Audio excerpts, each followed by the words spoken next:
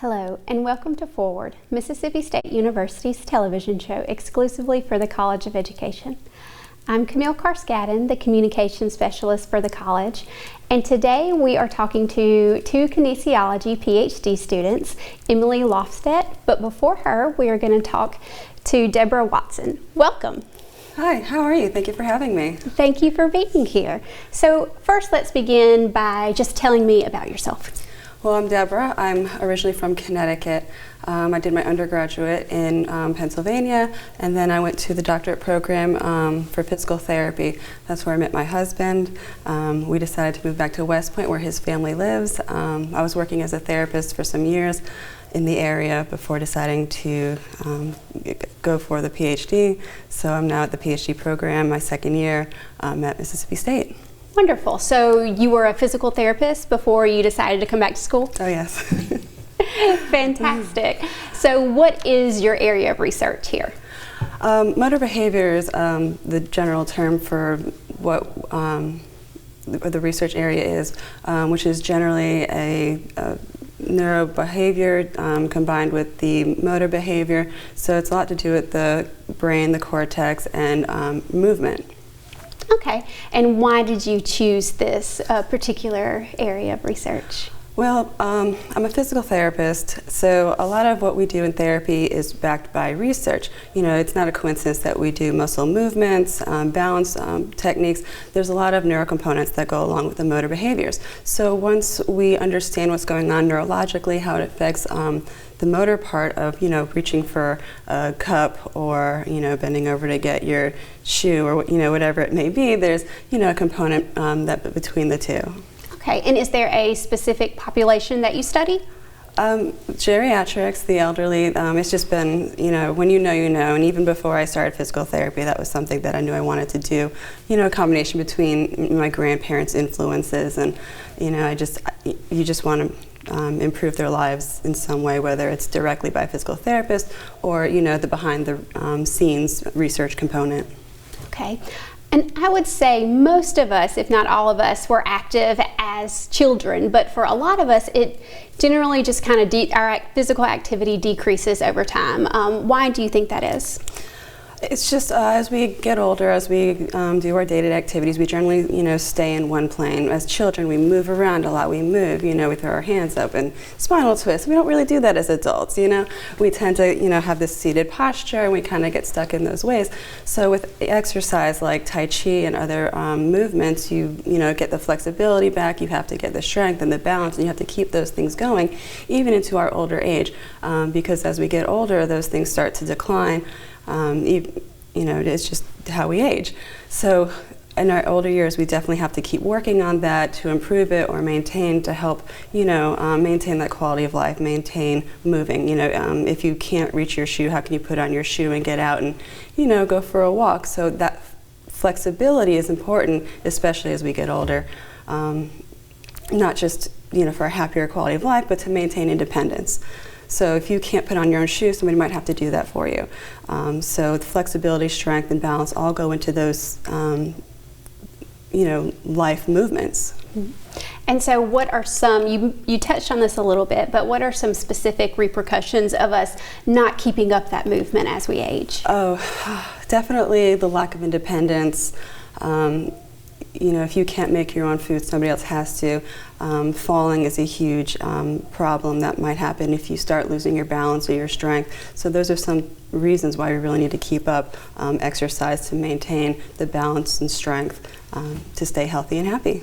And what are some adaptations? Let's say you were active as a child and you had a desk job, for 30, 40 years. What are some adaptations that you might need to make whenever you begin to exercise again?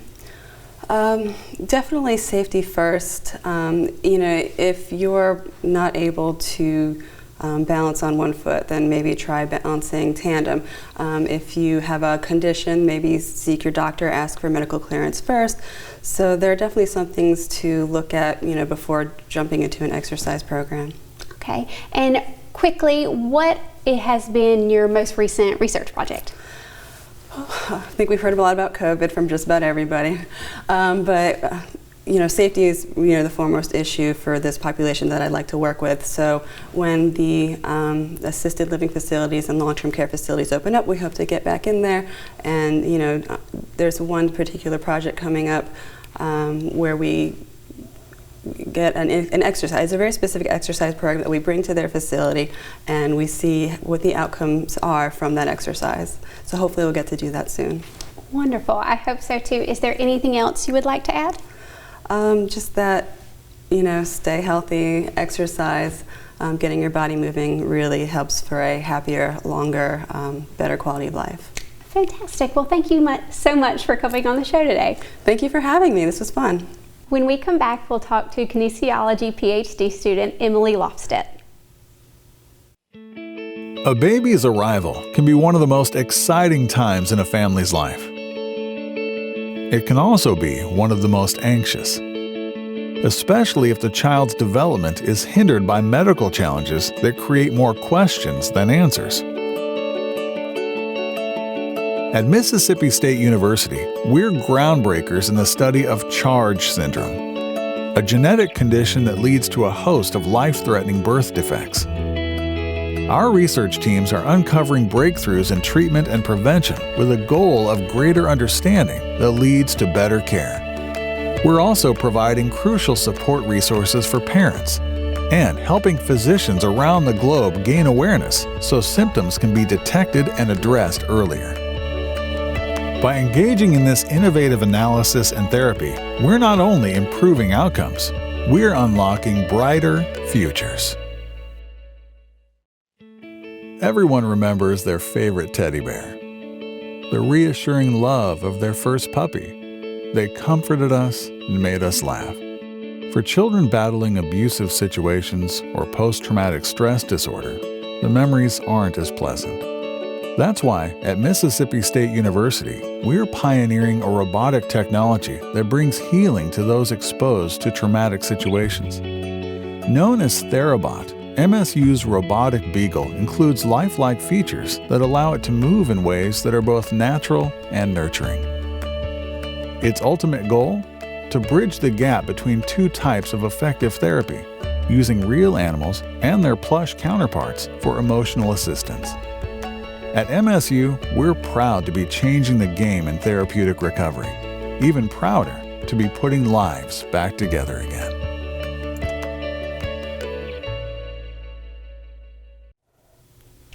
Welcome back. Our second guest today is PhD kinesiology student Emily Lofstedt. Welcome. Hi, thank you so much for having me. Thank you for coming onto the show today. Let's just start off with you telling me about yourself. My name is Emily Lofstedt. I'm originally from San Diego. I did my undergraduate and master's degree at Auburn University. I graduated last August, and then I came here, and I'm a first-year PhD student in exercise science. Fantastic. So how did you end up across the country? So my dad was in the Navy, so I've lived a bunch of places, and when he retired, we moved to Mobile because I'm fourth generation Auburn and both of my brothers were there at the same time, so just wanted to be closer. That makes sense. So what is your area of research? My area of research is physical activity and wellness, just looking at how people stay active, what makes them want to be active, barriers that they might have, and how to promote overall healthy habits and wellness. Mm-hmm. Good. So why did you pick this specialization? I picked this specialization because I just really think that it's important for everyone to be physically active. The mode doesn't really matter as long as you stick to it consistently, and there's so many health benefits such as decreasing the amount of medication you're on and having a better quality of life just throughout your whole life when it comes to participating in physical activity. So I'm just really passionate about encouraging people to be active. That's great. So when I was in school, we heard that you needed a minimum of 30 minutes of exercise every day. Is that still true, or do you need more, or is it really an every little bit of exercise counts? So the basic recommendation would be 30 minutes a day, 5 days a week. And you don't have to do that consistently. You could break it up into 10-minute segments every day. You get the most benefit doing 300 minutes, which is definitely a lot more, but as long as you get at least 30 minutes being active, that can be doing chores around the house, walking outside, exercising. That's really what we would like to see people get. Okay, so it's not necessarily getting on a treadmill and exercising, but really just getting moving. Right. Physical activity is technically anything that you do with your body that requires energy. So that could be mopping the floor or walking outside, and then the more traditional thought of exercise, such as going to the gym or running on the treadmill. Okay, and what have you found works when people need encouragement to start exercising? I think it's really best to just evaluate what you enjoy doing first. There's no point of doing an exercise if you don't enjoy it, because if you enjoy it, then you'll be able to stick with it more long term, and really making a habit out of it. The more that you do it, the more you'll be able to do it throughout the week, and you'll enjoy it, and you'll just really try to make it a part of your schedule. Okay. And for someone who lives kind of a more sedentary lifestyle, what is something that they really do need to consider when starting an exercise program? I would say start out small. It can be really scary when you start something new, but don't go super high intensity at the beginning, because you'll probably end up being very sore and not wanting to continue the next day. So really breaking up those 30 minutes a day if you need to, or just making small goals that you can achieve over time. Okay, and especially here, our winter months, we wake up and it's dark. We get home from work when it's dark. So for 5 days out of the week, usually it's really hard to get in what I would consider like real hard exercise. So what sort of tips do you have for that person? I would say to find things that you can do at home, whether that's an at-home workout. Right now, because of COVID, there's a bunch of free exercise classes online, even reaching out to a personal trainer to give you all the exercises that you need to help you accomplish your goals. There's definitely things that you can do to get your sweat on, not at a gym, and it can be done with minimal equipment too. So there's definitely ways. That's great. So I know COVID has limited not just exercise, but also research, especially if you have to interact with different people. But what research have you done recently? Recently, with my professor, we have looked at how people have been interacting with the parks after the COVID restrictions were lifted around Starkville, and seeing how people interacted with them, what exercises they were doing, and in about a year we're going to look at it again to see how that's progressed. Fantastic. Well, thank you so much for coming on the show today. Thank you so much. For more information about the College of Education, visit educ.msstate.edu.